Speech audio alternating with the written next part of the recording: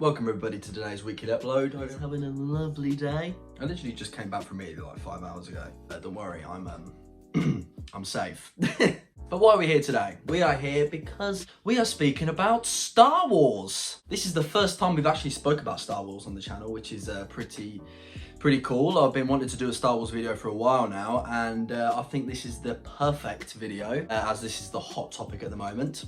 So today we are speaking about the High Republic. Now, just to inform you, I will not be in this video at all, but you'll just see a run of photos, videos, and anything like that really, just to keep you interested. But you won't see me, which is obviously a bit of a shame, because who doesn't want to see me, right? No, in all fairnessness, that was weird. That was very weird. But instead, obviously, you'll just see videos, pictures, stills, screenshots, anything like that regarding the topic, obviously, we are speaking about today. So anyway, I hope you enjoy this video today. I'll see you in a bit. Enjoy.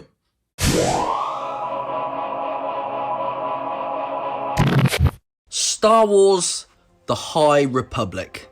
And today's video, I'm going to explain to you why this is truly what the Star Wars franchise really needs. So, after months of teasing, Lucasfilm has finally revealed the secret of this mysterious Project Luminous. So, they're calling it Star Wars: The High Republic. Over the course of several years and a number of new novels and comic books, Lucasfilm shed a light on an era set 200 years before the events of the very first film, which being The Phantom Menace. Now, for me, it's an exciting new development in the Star Wars franchise, and even more importantly, this announcement is just what Lucasfilm needs to reignite the flame in the Star Wars publishing line. And here, I'm going to explain to you why.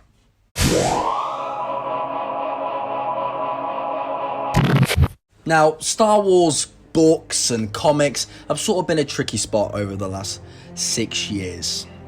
Lucasfilm retired the classic expanded universe line back in 2014. They rebranded it, most of those existing comics and novels, under the name of what we call Legends, which pretty much means they no longer take place in Disney's sort of official Star Wars timeline, which of that being canon.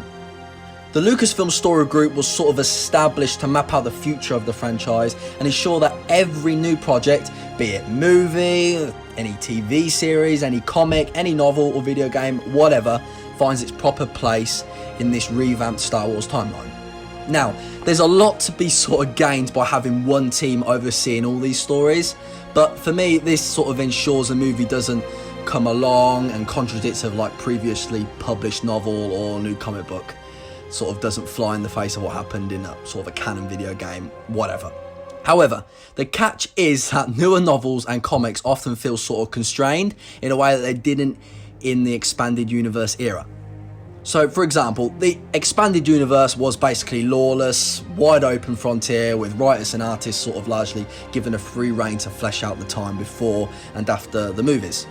The multi-year New Jedi Order kills off major characters like Chewbacca and Anakin Solo and brought the New Republic to the brink of destruction. Now, of course, it's sort of hard to imagine any comics or novels in the Disney era having such a profound effect on the saga, but these similar scale stories are now relegated to more of a supporting role, so pretty much it's dancing between the raindrops of the movies and the TV shows and filling in details sort of like where appropriate. But as good as some of these comics and novels are individually, there's a certain sense of wonder and discovery into being a Star Wars reader that's been lost in the Disney era, which is a bit of a shame.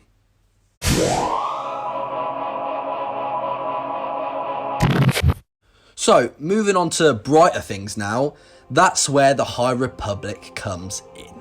Now, this new sort of initiative stands out because it's so unlike anything a Marvel have attempted since publishing line was relaunched back in 2014. Rather than sort of anchoring this story to one of the Star Wars movies or attempting to bridge the gap between one story and the next, Lucasfilm are actually going to carve out something vast and so fresh for writers and artists to explore. The High Republic is set in an era that has rarely ever been explored in any respect whatsoever. Now, it's set centuries before the Skywalker saga, yet 1,000 years exactly after the Old Republic era. Now, for me, this is a complete blessing in disguise. So, at the High Republic reveal event, Lucasfilm actually made it clear that the goal is to foster the exact sort of storytelling freedom we haven't been seeing in the publishing line lately. These new stories, and I quote, will not overlap any of the film features or series currently planned for production, giving creators and partners a vast amount of room to tell Star Wars stories with new adventures and new original characters. That was what Lucasfilm said back at the reveal event 2 weeks ago.